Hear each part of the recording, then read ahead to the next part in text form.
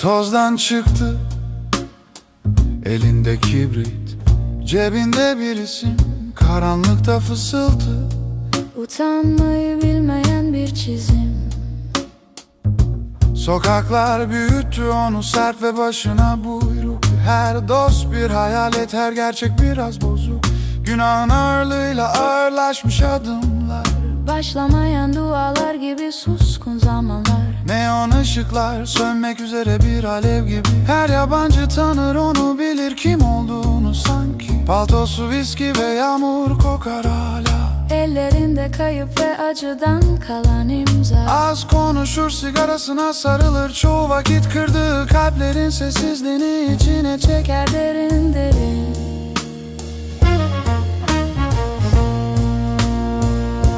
Şehir uğuldar, Alçak ve acımasız. şeytan öğretir ama O saf değil asla. bin anlaşma.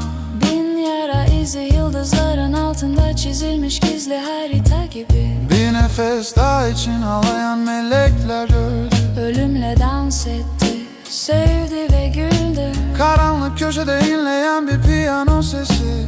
Her nota sanki onun hikayesi. Dünya unuttu yumuşak yanını. O yüzden ruhunu saklar cam kavanozda gizli. Gözünde kıvılcım saklı bir yaş, içinde cennet öldü. Kimse anlamaz. Gölgelerle yürüyen bir adam, o terzi işi bir takımda bir hayalet gibi. Şapelde değil barlarda dua eder. Kaderi şarkı söylemekse söyler deli gibi. Gölgelerle yürüyen bir adam, o Duman, yağmur ve acı içinde. Her hayali içten içe boşaldı. Ama yürür yine. Yine. Yine.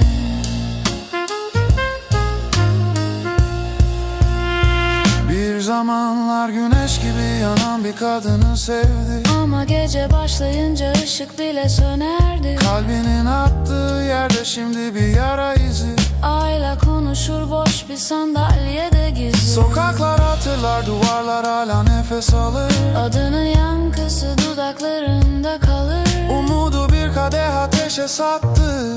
Her yudum biraz daha yükseltti. Yalnız hayaletlerin duyduğu bir ezgi mırıldanır. Aşk, pişmanlık ve korkudan oluşan bir anı gibi kalır.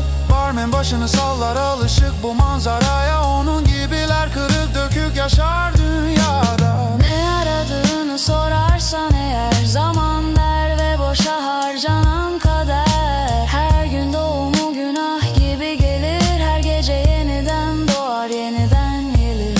Ne kurtuluş var ne alkış. Sadece kendi kurallarıyla yaşayan bir adam. Gök gürlediğinde şapkasını eğer ve ruhunu satarmış gibi gider. Gölgelerle yürüyen bir adam, o duman ve çeliğin kralı gibi.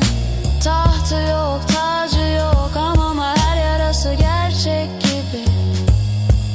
Gölgelerle yürüyen bir adam, o Duasız bir vaiz misali. şeytanın bir masası varsa çoktan oturmuş orada bile.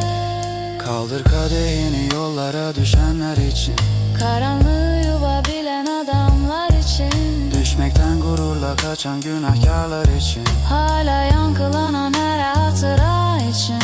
Bir gün kaybolur vedasızca, göğe karışan bir duman gibi.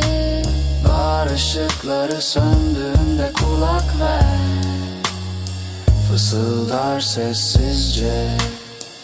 Gölgeler asla yalan söylemez.